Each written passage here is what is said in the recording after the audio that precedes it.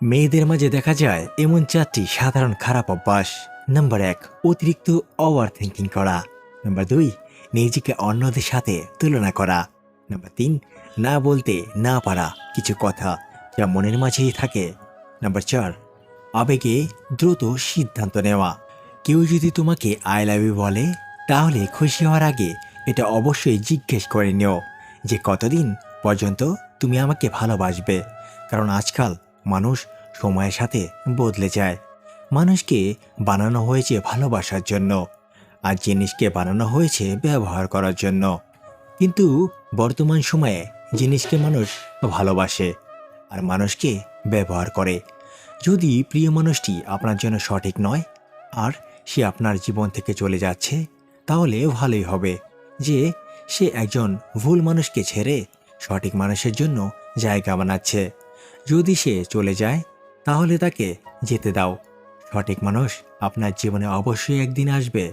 মনে রেখো, হাতের মুঠিতে কিছু চাইলে প্রথমে হাত খালি করতে হয়, তারপরেই নতুন কিছু পাওয়া যাবে। ভরা হাতে কখনোই কিছু পাওয়া যায় না।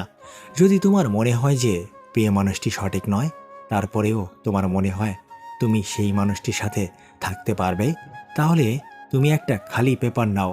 তারপর সেখানে লেখো যে তোমাকে কখন সে কোন ধরনের গালি দিয়েছিল, কখন তোমাকে অপমান করেছিল, আর কখন তোমার ফ্যামিলির সম্বন্ধে উল্টাসিধা কথা বলেছিল। আবার যখন তোমার মন করবে তার সাথে দেখা করার, তার সাথে কথা বলবার, তখন সেই পেপারটা অবশ্যই একবার পড়ে নিও। তোমার তার সাথে থাকা উচিত হবে নাকি অনুচিত। আসলে রব ছাড়া ভালো টিচার নেই এই পৃথিবীতে। সে তোমার এক্সকে আবার তোমার জীবনে কেন পাঠিয়েছে, এটা জানার জন্য যে তুমি এখনো শিক্ষা পেয়েছ কিনা, নাকি আরও শিক্ষা পেতে বাকি আছে। কোনো মানুষ জীবনে দুইবার অবশ্যই বদলায়। প্রথম, যখন প্রিয় মানুষ জীবনে আসে, আর দ্বিতীয়, যখন প্রিয় মানুষ জীবন থেকে চলে যায়। যে মেয়ে নিজের শরীরকে স্পর্শ করতে দেয় না, বর্তমান সময়ে মহানাসিক হয়। সে আর তার চিন্তা ভাবনা। সত্যি তো এটাই, সেই মেয়ে এমন সঙ্গী চায় যেন সারা জীবন তার সাথ দেয়, যেন কখনো ধোঁকা না দেয়।